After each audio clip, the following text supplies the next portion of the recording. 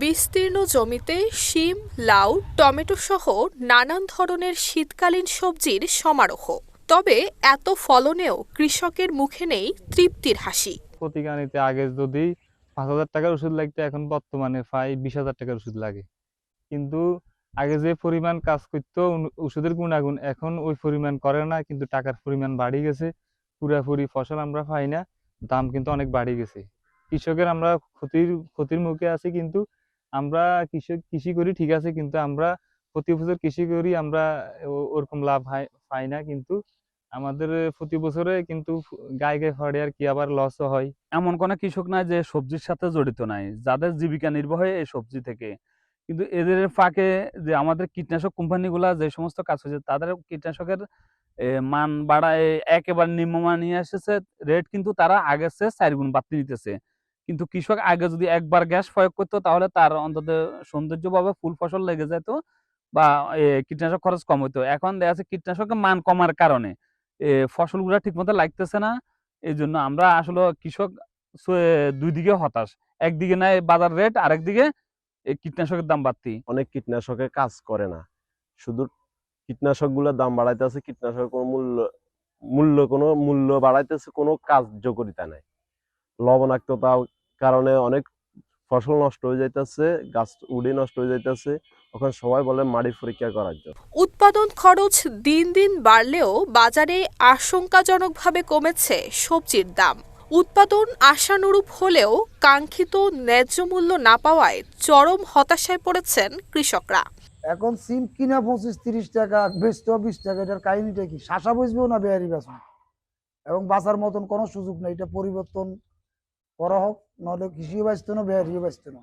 আগে গ্যাস একটার দাম আসছিল 200 টাকা, এখন গ্যাস একটার দাম 800 টাকা। তারপরে হেয়ার বাদ গ্যাসের ভিতরে 5% দিছে, গায়ে রেট দিছে যে 5% ওষুধ আছে, এটার ভিতরে ওষুধ 1%ও নাই। এটা মানুষ খাইলেও আমার মনে হয় মানুষও মরবে না। তো এভাবে যদি তারা কীটনাশক বেচে, তাহলে আমরা কৃষির আর কৃষি শ্বাসকরণ লাগবে না, আমরা কৃষি ক্ষমা দিয়ে নিতে হবে। এমন পরিস্থিতিতে নোয়াখালীর শস্য ভাণ্ডার হিসেবে পরিচিত সুবর্ণচর উপজেলার অধিকাংশ কৃষকরাই পড়েছেন লোকসানের মুখে। তাদের অভিযোগ, সম্প্রতি কীটনাশকের কার্যকারিতা কমে যাওয়ায় একাধিকবার স্প্রে করতে হচ্ছে।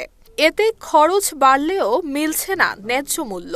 প্রতিটা দিন সিমের মূল্য কমতেছে। যেমন গতকালকে বিক্রি করছি 24 টাকা রেট, আজকে মাত্র 23 টাকা। এবং বিচির দাম কমতেছে।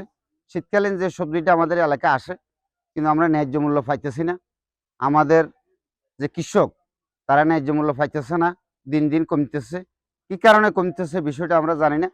তবে আমাদের যারা কৃষি মন্ত্রণালয় থেকে কৃষকের যারা সহযোগিতা দিয়ে থাকেন, যে কৃষি নেতৃবৃন্দ যারা আছেন, কৃষকের যে সহযোগিতা আপনারা দিয়ে থাকেন, একটু কৃষকের দিকে তাকান, কৃষি উন্নয়নে একটু কাজ করেন, যেন আমরা কৃষকেরা যেন একটু লাভবান হতে পারে। কৃষকের দাবি, ন্যায্য দাম নিশ্চিত করতে সিন্ডিকেটের দৌরাত্ম্য নিয়ন্ত্রণ এবং কৃষি পণ্যের আধুনিক সংরক্ষণ এবং বিপণন ব্যবস্থা জোরদার করা জরুরি।